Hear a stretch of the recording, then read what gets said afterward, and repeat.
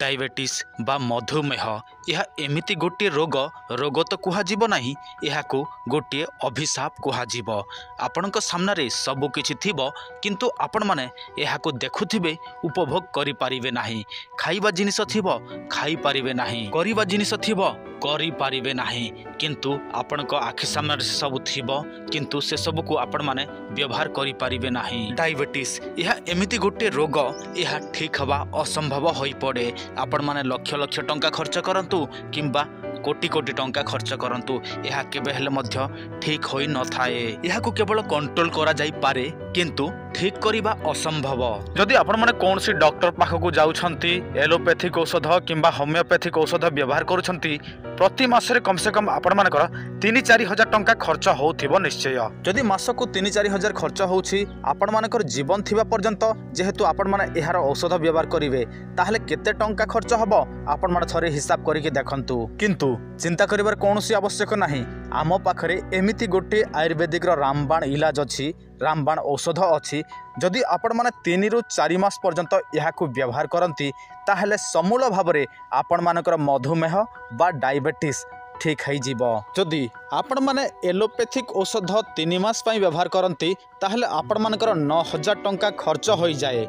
किंतु आपण माने एही आयुर्वेदिक औषध व्यवहार करिवे ताहले 3 मासर आपण मानकर 3,000 टंका ही पड़िबो। एलोपैथिक औषध जदि आपण माने खांती ताहले आपण मानकर रोग संपूर्ण भाबरे ठीक हबो नाही, किंतु आयुर्वेदिक जदि व्यवहार करंती ताहले आपण मानकर रोग संपूर्ण भाबरे ठीक हबो। एलोपैथिक औषध जदि आपण माने व्यवहार करूछंती ताहार कोनोसी ग्यारंटी न थाए, किंतु आमर आयुर्वेदिक औषध व्यवहार करिवे ताहले इहार ग्यारंटी रही थाए। जदि आपण माने कोनोसी एलोपैथिक औषध नियंती ताहले आपण माने डायरेक्ट कंपनी सहित कथाबार्ता हेई पारंती नाही, किंतु आमर जदि आयुर्वेदिक औषध नेबे ताहले डायरेक्ट आम सहित कथाबार्ता हेई पारिबे, इहार विषय वस्तु सब किछि जानि पारिबे। एलोपैथिक एवं आयुर्वेदिक मध्यरे एतिकी फरक रहिबो। आपण माने एलोपैथिक औषध खाउछंती ताहले होय तो आपण मानकु संगे संग काम देला परि लागि पारे, किंतु आयुर्वेदिक औषध खाउछंती ताहले एइटा धीरे धीरे काम दबो आ आपण मानकर